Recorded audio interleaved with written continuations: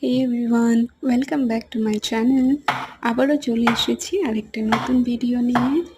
তো আজকে সারাদিনই তোমরা সবাই জানো কিভাবে কলকাতায় বৃষ্টি হয়েছে, প্রায় সেই সকাল থেকে শুরু হয়ে স্টিল নাও চলছে। তো মনে হলো যে একটু মুড়ির সঙ্গে মুড়ির সঙ্গে সন্ধেবেলায় বেশ একটু পকোড়া হলে ভীষণ ভালো হয়। তার জন্য ঝটপট তৈরি করে নিচ্ছি, আমি দেরি না করে রেডি করছি। এখানে আলু, পেঁয়াজ আর একটু ধনেপাতা, কাঁচা লঙ্কা, একটু আদা কুচি দিয়ে আমি একটু পকোড়া করব।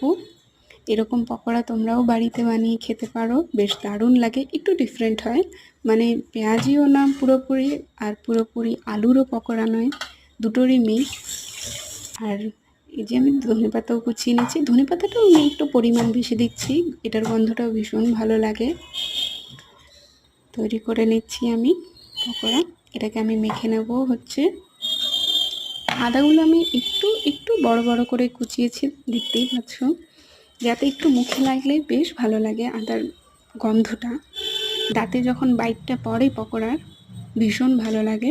আমার সমস্ত জিনিসপত্র কুচানো হয়ে গেছে। আমি এবার একটু পরিমাণ মতো নুন, হলুদ, বেসন, চালের গুঁড়ো, খুব একটা আমি চালের গুঁড়ো দিইনি, কারণ নাহলে বেশি একটু ক্রাঞ্চি হয়ে যায়, ওটা ভালো লাগে না। অ্যাকচুয়ালি সম্বিত ভালো খুব একটা খায় না, তার জন্য আমি বেশিরভাগটা বেসন আর চালের গুঁড়ো কম দিয়েছি। মেখে নিয়ে আমি প্রথমে জল দেব না এতে, কারণ পেঁয়াজ থেকে জল ছাড়ে তো নুন দিলে, তার জন্য আমি হাত দিয়ে মেখে মেখে নিয়েছি।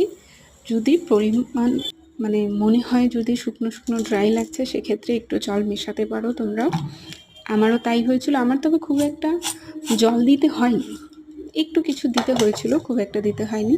তো এই যে দেখতেই পাচ্ছ, একে একে আমার ভাজা হয়ে গেছে, কি সুন্দর।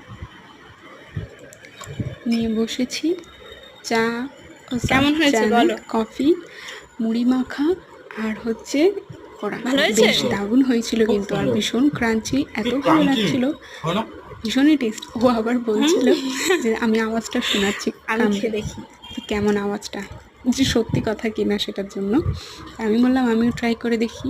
তো তোমরাও এরকমভাবে বর্ষাকাল তো চলেই এসেছে, এখন তো রানিং চলবে বর্ষাকাল। তো সন্ধ্যেবেলায় এই খাবারটা, এই পকোড়াটা একদিন ট্রাই করে দেখতে পারো। অনেকেই তো পেঁয়াজি আলুর পকোড়া খেয়ে দেখেছো, এটাও একবার খেয়ে দেখো, কেমন লাগলো জানিও।